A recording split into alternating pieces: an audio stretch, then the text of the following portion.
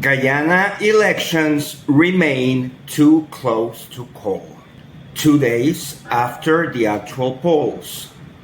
Shortly after polls closed, Win Movement, led by Azruddin Mohamed, published a photograph of an acta voting results official providing his party a win on a particular polling booth. The news exasperated PPP and other political parties and even warranted a Guyana Elections Commission refusal. However, it turned out that the photograph was genuine and the results posted in that particular poll booth are now official within the Guyana Elections Commission website. Following that incident, Win abstained from providing any other early results, and then we have seen a bunch of PPP media and politicians claiming that Irfan Ali has won over twice as many votes as Win, which just does not seem the case. Even Vice President Jagdeo is elucubrating on the new parliament and how he would love to deal with Azruddin Mohamed as leader of the opposition, while if there are recounts, he could still be called the new president of Guyana, as the Guyana Elections Commission very cleverly has refused to provide any definite results because APNU is also contesting lots of irregularities. Reuters, Agence France-Presse, and all traditional Western media is claiming that Irfan Ali is president re-elect, and there is no evidence for such claim, especially if so many recounts, including Region 4, where Georgetown is located, are commenced. Even Marco Rubio has tried to tamper Guyana's elections by addressing United States foreign policy in such a way that millions of dollars wasted on United States ships throughout the Caribbean were used to murder 11 persons who were on a speedboat. We don't know the nationality of those 11 people.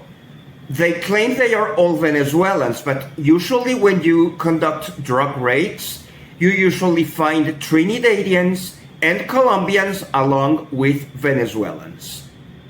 We would like to know the names, last names, national identification number, and other details of the people who were murdered by United States military so that they can be adequately commemorated in a decent funeral ceremony.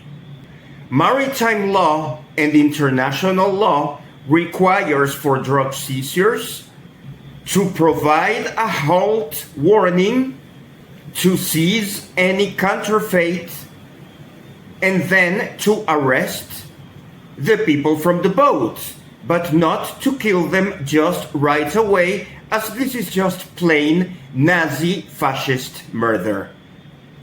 It is extremely deplorable that the United States and probably current Guyana government trying to steal recent elections, providing this constant infusion of war. Venezuelan military has many times repealed the accusations that we actually fired into Guyana's Elections Commission personnel. In fact, since 1966, when the Geneva Agreement was signed, Venezuela has been peaceful and has not entered the areas we are claiming, which are the regions of Barima-Waini, Pomerum-Supenam, Cuyuni-Masaruni, and Upper Takutu, Upper Essequibo. We have always based our recovery of Venezuelan historic territory through peaceful and diplomatic means, which leads us to another question. Every time a Venezuelan speaks to a Guyanese, there are initial respectful words, but as soon as the Essequibo word is mentioned, the conversation is stopped. We are warned that should not be talked about, that it is off topic, that it is a sensitive issue, and many times you are just blocked. Irfan Ali's defense of Guyana's claim to Essequibo deplores talking to the Venezuelan side, even though the Geneva Agreement of 1966 is still in effect, and its Article 5, Paragraph 2 clearly states that neither British Guyana, which was the ancestor of Guyana, which signed that treaty in early 1966, and Venezuela, which was already a sovereign country, can claim sovereignty to the disputed territory. And no acts occurring in the disputed region can serve as basis for claiming sovereignty. So, if Venezuela conducted Essequibo elections last year, that is not grounds for Venezuela claiming sovereignty, and if Guyana conducted presidential elections on those regions 2 days ago, that doesn't also mean Guyana's sovereignty. We continue respecting Guyana's occupation and administrative usage of the territory, pending bilateral meetings between the governments of Guyana and Venezuela, just as there were talks between British Guyana and Venezuela. There is a history of Venezuela respecting not entering the territory during the last few decades, and there is no reason to suggest that Venezuela will do so now.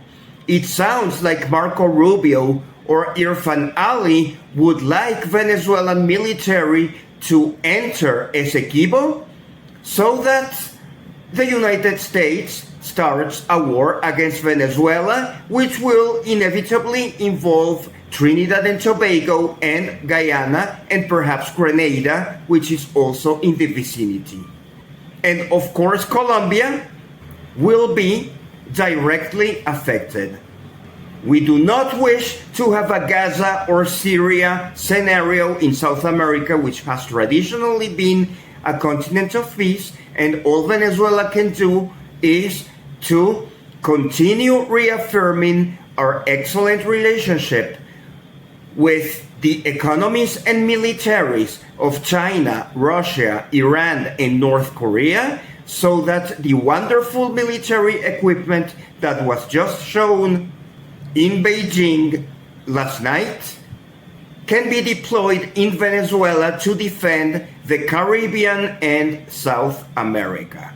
Guyanese have voted wisely, as it seems that they are also rejecting this war suggestions by both Irfan Ali and Marco Rubio, which in turn are trying to lead Donald Trump into a war declaration that he is not prepared to sign, at least not yet.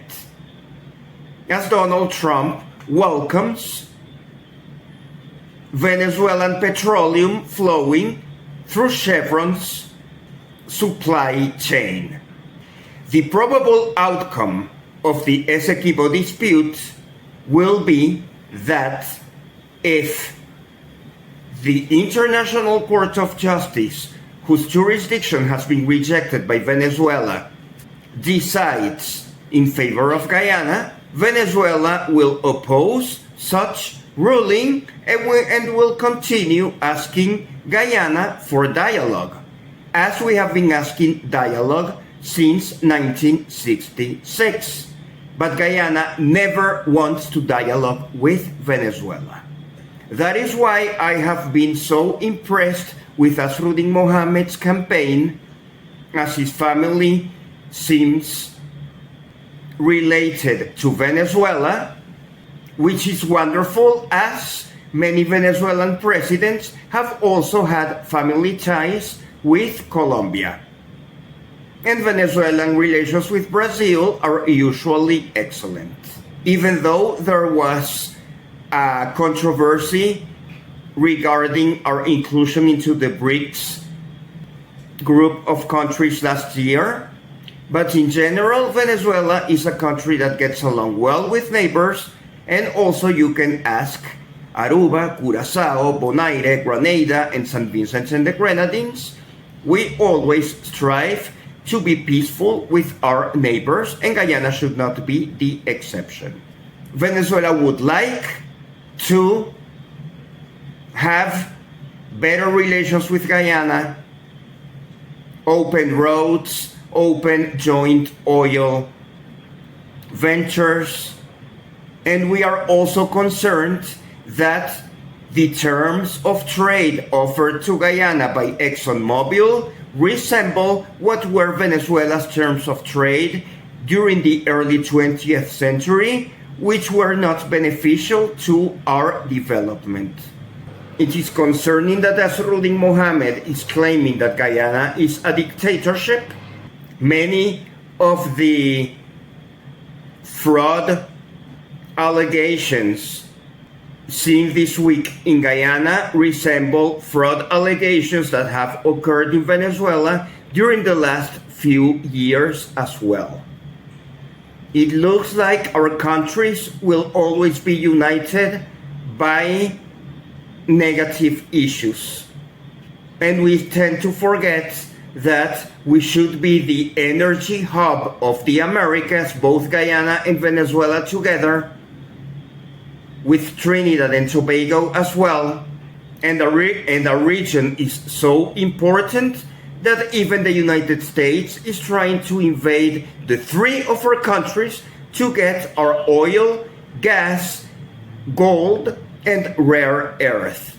Neither Trinidad and Tobago, nor Guyana, nor Venezuela should accept United States dictating terms to our countries.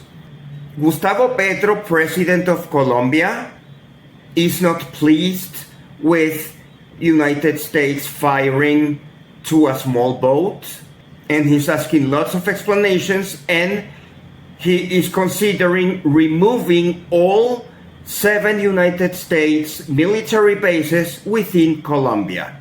It would be funny if Irfan Ali happens to be re-elected through either fraud or perhaps legitimate vote count by a small margin, only to lobby United States military to build United States air base in Guyana. It has been refreshing to hear Prime Minister Kamala of Trinidad and Tobago de-escalating the conflict with Venezuela, acknowledging that we have always been good neighbors and we have always conducted business. And she recently declared that US troops in Trinidad and Tobago for invasion into Venezuela would be out of the question. That would only be in case Venezuela invades Essequibo, and as I have told you, Venezuela's foreign policy has never been to invade Essequibo. Venezuela requests Guyana government, Venezuela requests Guyana population to dialogue. And it seems that Win Party movement voters who provided a majority for Azruddin Mohamed in most Essequibo regions know very well what we're talking about, as they are used to this binational nature of the territory, and they get along with both Venezuelans and Guyanese. The problem seems to be east of the Essequibo River. Or maybe not, maybe I am also prejudiced, because it seems that in Region 4, PPP did not win, which means that either WIN or APNU had better results than specified. I have gone through the website of the Guyana Elections Commission, and truly there are many statements posted.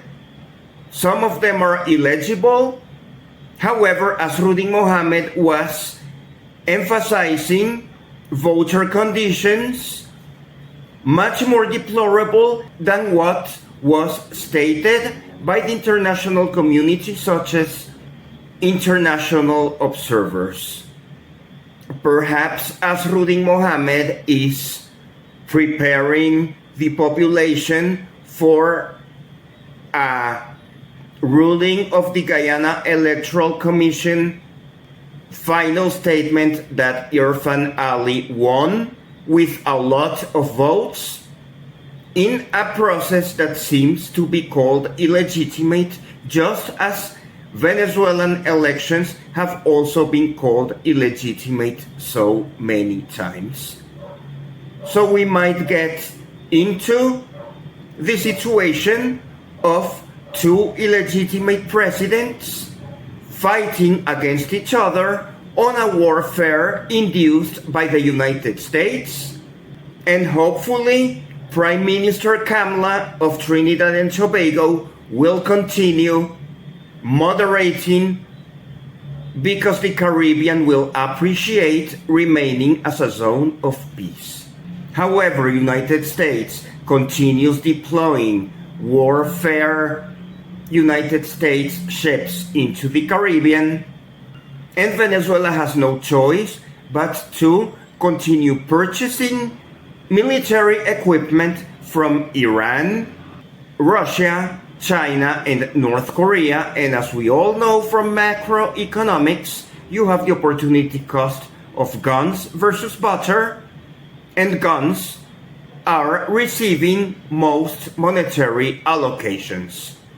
It will also be interesting to see how Guyana would reconsider its relationship with China, as China is a major investor in Stabroek field oil extraction and many civil infrastructure developments, while China is actively supporting Venezuela in the war that the United States is trying to start, with the excuse that Venezuela will enter Essequibo, which is out of the question.